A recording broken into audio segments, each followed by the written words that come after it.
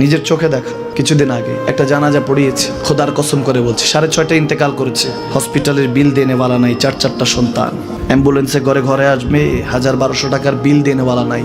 কি বুঝলেন? ক্ষণস্থায়ী দুনিয়া।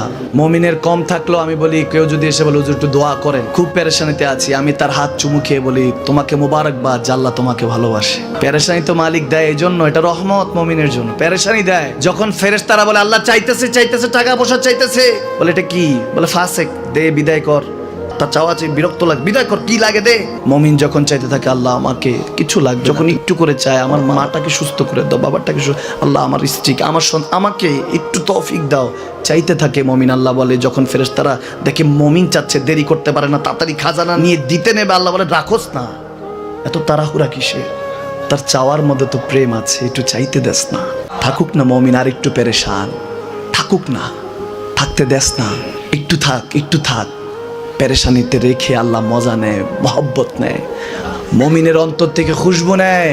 আল্লাহর বড় মায়া, মমিন যখন চায় আল্লাহ তখন মায়ার নজর নিয়ে তাকায়, হায় হায় আমার বান্দা, সুবহানাল্লাহ।